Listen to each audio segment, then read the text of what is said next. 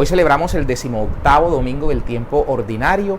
El Evangelio está tomado de San Marcos, capítulo 10, versos del 17 al 30, pasaje que nos describe aquel encuentro del Señor Jesús con el joven rico y de donde surge aquella famosa frase de que es más fácil que un camello entre por el ojo de una aguja que un rico entre al reino de los cielos. Vamos entonces a referirnos a este pasaje, pero antes recordemos que la primera lectura tomada en el día de hoy del libro de la Sabiduría, capítulo 7, versos del 7 al 11, nos ilumina precisamente el pasaje del Evangelio. Ya en domingos anteriores nosotros hablábamos sobre el libro de la Sabiduría y lo contextualizábamos. Decíamos que este libro había surgido en el periodo helenista, comprendido entre la muerte de Alejandro Magno en el 323 a.C.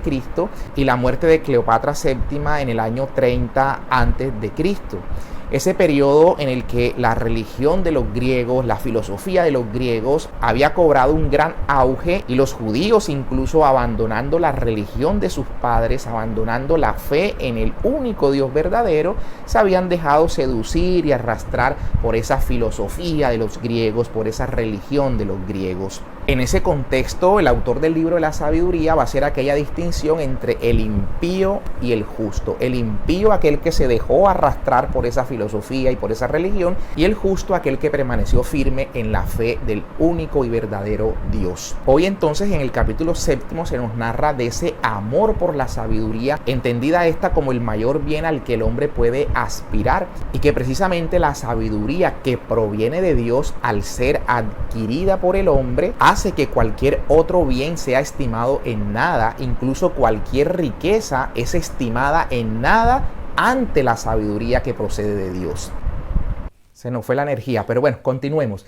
Decía entonces que al adquirir la sabiduría que viene de Dios, cualquier bien, cualquier riqueza será estimada en nada. Y que precisamente eso es lo que nos quiere mostrar la liturgia del día de hoy, mostrándonos en esta primera lectura que la riqueza verdadera está en obtener la sabiduría que viene de Dios, teniendo entonces como fundamento que es la sabiduría, la mayor riqueza que el hombre puede obtener. Vamos al Evangelio, donde podríamos decir que se nos presentan tres ideas fundamentales. Vamos entonces con la primera de estas ideas, y es el encuentro del Señor con el joven rico y la negativa del joven a seguirle. Miremos que en primer lugar el joven pregunta qué tiene que hacer para ganar el reino de los cielos. Y el Señor va a poner el centro en los mandamientos, el cumplimiento de los mandamientos. Algunos hoy muy modernos nos hablan como una especie de abolición de la ley, malinterpretando las cartas del apóstol San Pablo. El Señor Jesús decía que Él no vino a abolir la ley, sino a darle su cumplimiento. En ese sentido, el Señor le dice al joven que debe cumplir los mandamientos, amar a Dios por encima de todas las cosas, honrar al padre y a la madre, no robar, no matar, no adulterar, etc. El joven con una conciencia recta responde que él todo eso lo ha cumplido desde su adolescencia. Es decir, que estábamos frente a un creyente de verdad, ¿no? Frente a un judío que se manejaba íntegramente frente a Dios. Ahora, el Señor luego lo invita a ser perfecto. Le dice ahora que si quiere ser perfecto, entonces venda todo lo que tiene y venga detrás del Señor a seguirle, ¿no? Como un discípulo más. Una invitación como la que en su momento había hecho a los discípulos. Recordemos que los textos en el llamamiento a los discípulos nos muestran escenas tales como que estaban algunos pescando y dejaron allí las redes y le siguieron. Estaban otros con su padre, dejando allí a su padre, lo siguieron. Otro estaba en la mesa de los impuestos, se levantó y lo siguió. Es decir, dejaron trabajos, dejaron casas por seguir al Señor.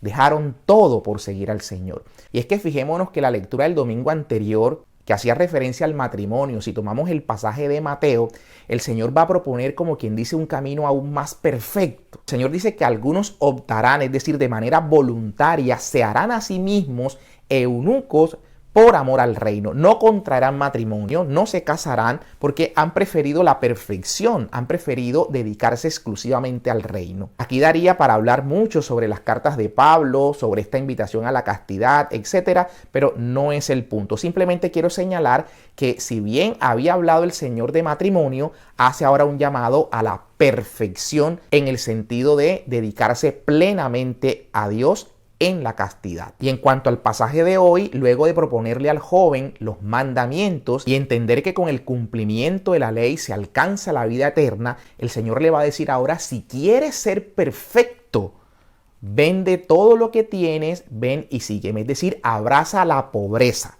Vemos testimonios a lo largo de la historia de hombres que han recibido estos consejos evangélicos de perfección. San Francisco de Asís, por ejemplo, decidió no solo abrazar la castidad, abrazar la pobreza, a la cual él llamó su esposa, ¿no? La dama con la que él se casó, la pobreza. Y estos son precisamente los votos, los consejos evangélicos por los cuales optan nuestros sacerdotes, los religiosos. Optan por la castidad, optan por la pobreza. Y el texto nos va a decir que en el caso del joven rico, este se niega a la invitación del Señor, y el texto nos dice que se entristeció, se marchó entristecido porque tenía muchos bienes. Y ese se entristeció del que nos habla el Evangelio, Santo Tomás de Aquino hace una mención a que esta tristeza es consecuencia del egoísmo. Y no nos la sitúa como un vicio más del ser humano, sino que casi que apunta a la madre del resto de los vicios. Y es que en efecto, aunque el texto no dice expresamente que el joven se negó a la invitación del Señor, las palabras que Jesús emplea nos dan cuenta de que el joven finalmente se negó. Y es muy probable que esta negativa es porque tenía el corazón puesto en sus riquezas, la esperanza puesta en la riqueza, en sus bienes. Ese era su apoyo, esa era su confianza. Es importante aquí entender que la palabra riqueza en el hebreo tiene la misma raíz que la palabra fe. Se trata de la expresión amán, de donde viene justamente nuestro amén. Y que significa confianza, apoyo, creer en algo, poner nuestra esperanza, nuestra confianza en algo. La gran diferencia es que la riqueza sería un apoyo falso, mientras que la fe es el apoyo verdadero. Y vemos que el Señor Jesús, tras la reacción del joven, va entonces a decir que es más fácil que un camello entre por el ojo de una aguja a que un rico entre al reino de los cielos. Aquí es importante decir dos cosas. Lo primero es la interpretación que se le ha dado a esto de que un camello pase por el ojo de una aguja. Exactamente el 18 de agosto de este año hace una publicación tratando de rastrear una de las interpretaciones que más ha cogido fuerza sobre esto del ojo, de la aguja y del camello. Es la interpretación según la cual el Señor aquí, cuando habló del ojo de una aguja, se refería a una de las puertas que se encontraban en Jerusalén. Es decir, estaba la puerta grande, la puerta de acceso donde entraban los vehículos de la época, ¿no? Los camellos, y había una puerta pequeña que era como quien dice la puerta peatonal, puerta que difícilmente entraba un hombre, y que esas puertas pequeñas se le llamaban precisamente agujas.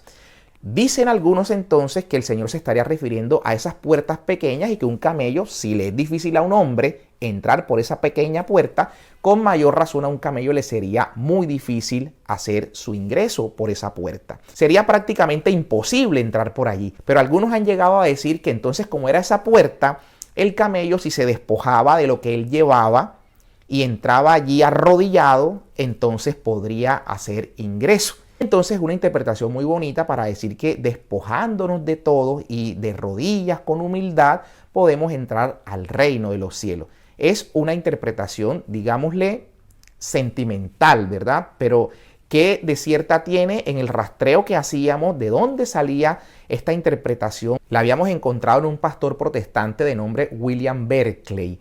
Allí él hace referencia a esa interpretación, pero sin hacer citas. Simplemente dice que algunos interpretan de esa manera, de que se trataría de estas pequeñas puertas que se encontraban en las entradas de ciudades amuralladas. Y tratando de seguir con el rastreo, encontré un libro de Gordon Fee en el cual hace referencia a la misma interpretación y la pone en letras de Teofilactio. Buscamos quién era este personaje, a ver si era cierto que Teofilactio había hecho esta interpretación de las puertas, de la aguja. Lo cierto es que no cita ninguna de las obras de Teofilactio y en tal sentido no es más que una afirmación huérfana, digámosle, porque no nos da el sustento de que verdaderamente haya provenido de este personaje. Algunos entonces se oponen a esta interpretación porque dicen que no existiría ningún hallazgo arqueológico que demostrase que estas puertas pequeñas en la ciudad amurallada de Jerusalén eran llamadas agujas.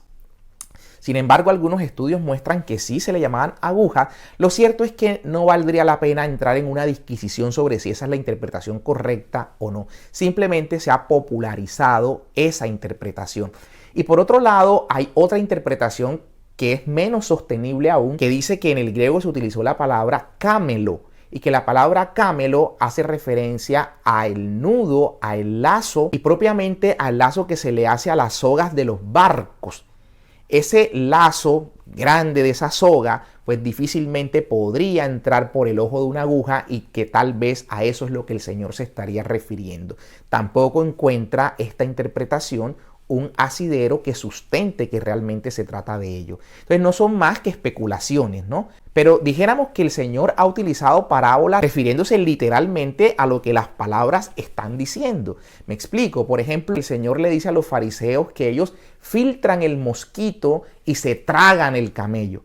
¿A qué se está refiriendo el Señor? Realmente está haciendo una hipérbole utilizando al mosquito y al camello tal cual son concebidos. Así como cuando censura porque dice que se fijan en la paja del ojo ajeno y no en la viga del ojo propio. Entonces la paja en el ojo ajeno y esa viga en el ojo propio pues también son hipérboles que el Señor está utilizando, y no es extraño entonces que aquí se haya utilizado precisamente una hipérbole refiriéndose a la aguja tal cual la conocemos y al camello tal cual le conocemos, y que con esto lo que busca señalar es precisamente la dificultad que existe o la imposibilidad, si no es de la mano de Dios, que existe para que aquel que ha puesto el corazón en las riquezas entre al reino de los cielos. ¿Dónde tenemos el corazón? Si lo tenemos en la riqueza, apegados a los bienes materiales, sean muchos o sean pocos, porque es muy fácil decir que el problema es de los ricos o los que muchos bienes tienen.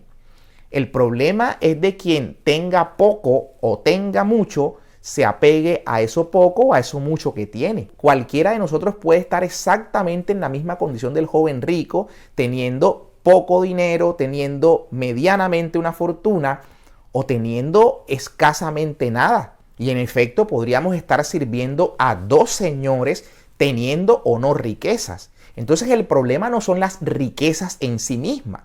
José de Arimatea era un hombre rico. Job mismo era un hombre rico. Y lo que está claro es que su corazón y su confianza no estaba en su riqueza, sino en Dios. Y efectivamente ese era el segundo punto, ¿no? La doctrina que el Señor nos presenta sobre las riquezas. Miremos cómo también San Pablo nos habla de que el dinero, el apego a los dineros es una forma de idolatría. Y cuando ese Dios, dinero, cae, lo que queda es tristeza, tal cual le ha pasado al joven de la escena del Evangelio. Hoy se habla de la idolatría evocando aquella idolatría de los judíos en los ídolos de madera, en los ídolos de oro, etc. Y no falta el que asocia esto dizque a las imágenes cristianas, pero se olvida de la idolatría de hoy, la riqueza, el dinero. Y repito, no se trata de que lo tengamos, sino el solo hecho de ambicionarlo. Podemos estar en la mera pobreza, pero estamos siempre pensando en el tener. Y aún eso poquito que tenemos se nos convierte en nuestra confianza, se nos convierte en aquello en lo cual hemos depositado el corazón y en últimas nuestra confianza. Por tanto, le hemos dicho a Dios, no eres tú en quien confío, es mi riqueza, es mi porción, sea grande, sea mucha, sea pequeña, es esta porción en la cual yo confío. Y por eso vamos a ver finalmente que el apóstol Pedro va a preguntar sobre la recompensa que existiría por aquellos que lo han dejado todo. Y el Señor precisamente habla en este caso de cómo el que ha dejado casa, el que ha dejado esposas, hijos, el que ha dejado bienes por el Señor, recibirá en esta vida su recompensa y por supuesto la vida eterna. Pero esto nos deja en claro de que lo que el Señor le dice a Pedro sobrepasa las expectativas de Pedro, ¿no? Pedro esperaba que vamos a recibir nosotros. Jesús desborda en lo que Pedro puede esperar. Pero más allá de eso, lo que el Señor está dejando claro es que con Dios no hay pactos ni contratos, en el sentido de que quien le sirve, el Señor le otorga o le paga. Y que no se trata del bien material como recompensa. Y todo esto mal entendido es lo que ha llegado a posturas hoy tan perjudiciales como esa tal teología de la prosperidad, donde supuestamente se hacen pactos con el Señor, se declara que se va a tener este bien, yo declaro que ese carro va a ser mío, declaro que ese problema se soluciona, declaro que tengo, declaro que se me da. De hecho, al dinero le llaman bendiciones, ¿no? El Señor me mandó una bendición hoy, un dinero. Y hemos materializado que se ha convertido en una auténtica idolatría la riqueza, el dinero, el tener, el bienestar, la supuesta prosperidad. Pidámosle entonces al Señor que nos dé la gracia de tener una vida en la cual entendamos que nuestro verdadero apoyo, nuestro cimiento es Él. Que seamos como aquel hombre que sensatamente edificó sobre la roca y que vinieron tormentas, huracanes, lo que pudo haber venido, se mantuvo esa casa firme porque estaba construida sobre la roca. Ahí está nuestra confianza en Cristo, que es nuestra roca. Y que no seamos como el insensato, más allá de aquel que construyó su casa sobre la arena, aquel que hizo como el de la parábola, ¿no? Que quiso construir un lagar mucho más grande, quiso construir un sitio mucho más grande donde depositar también allí el trigo, lo demás, y dedicarse a beber y a comer. Y el Señor le pidió cuentas esa misma noche, para demostrar que nuestra confianza no puede estar en lo que tenemos, sino en Dios. No se censura, por tanto, el trabajar para tener los bienes, los colegios de los hijos, la salud, el vehículo en el cual desplazarse, pretender algún dinero también para la recreación de la familia. Todo eso es sano, e incluso más allá de que el Señor permita sobreabundar también en el dinero, entender que esa sobreabundancia es para compartir. Esa sobreabundancia, si la hay, es para que se convierta ese dinero, esa riqueza, esos bienes en un medio al servicio de los demás. Alguien que cuenta con ingentes recursos, pues eso será una manera también de servir a los demás con su dinero, con sus bienes, con sus propiedades. Se trata entonces de un medio y no de un fin en sí mismo. Y de hecho quisiera cerrar con unas palabras del Papa Juan Pablo II, que en su encíclica Veritatis Splendor, o el esplendor de la verdad, tomó precisamente este encuentro de Jesús con el joven rico para darnos unas lecciones muy importantes, pero quiero tomar en particular el numeral 19 y leer un fragmento muy breve para con ello cerrar. Esta vocación al amor perfecto no está reservada de modo exclusivo a una élite de personas. La invitación, anda, vende lo que tienes y dáselo a los pobres, junto con la promesa, tendrás un tesoro en los cielos, se dirige a todos, porque es una radicalización del mandamiento del amor al prójimo. De la misma manera, la siguiente invitación, ven y sígueme, es la nueva forma concreta del mandamiento del amor a Dios. Los mandamientos y la invitación de Jesús al joven rico están al servicio de una única e indivisible caridad que espontáneamente tiende a la perfección, cuya medida es Dios mismo. Ustedes pues sean perfectos como es perfecto su Padre Celestial. Y esta invitación a la perfección del Señor nos la va a dar todavía mucho más clara en el Evangelio de Lucas, ¿no? Sean misericordiosos como el Padre Celestial es misericordioso. Y ahí está la clave de todo. Tener bienes y manejarlos con misericordia implica precisamente ponerlos al servicio de quien los necesita. Y termina diciendo el Papa lo siguiente: el camino y a la vez el contenido de esta perfección consiste en el sequela Christi, en el seguimiento de Jesús después de haber renunciado a los propios bienes y a sí mismos. Precisamente esta es la conclusión del coloquio de Jesús con el joven. Luego ven y sígueme. Es una invitación cuya profundidad maravillosa será entendida plenamente por los discípulos después de la resurrección de Cristo, cuando el Espíritu Santo los guiará hasta la verdad completa. Y por último, estas palabras: como el pueblo de Israel seguía a Dios, que lo guiaba por el desierto hacia la tierra prometida, así el discípulo debe seguir a Jesús, hacia el cual lo atrae el mismo Padre. No se trata aquí solamente de escuchar una enseñanza y de cumplir un mandamiento, sino de algo mucho más radical: adherirse a la persona misma de Jesús, compartir su vida, su destino, participar de su obediencia libre y amorosa a la voluntad del Padre. el discípulo de Jesús, siguiendo mediante la adhesión por la fe a aquel que es la sabiduría encarnada, se hace verdaderamente discípulo de Dios. Aquel que es la sabiduría encarnada. Es decir, que terminamos conforme habíamos empezado. La sabiduría es la mayor riqueza a la cual todos podemos aspirar. Y Jesucristo es justamente la sabiduría de Dios, como dice el apóstol San Pablo.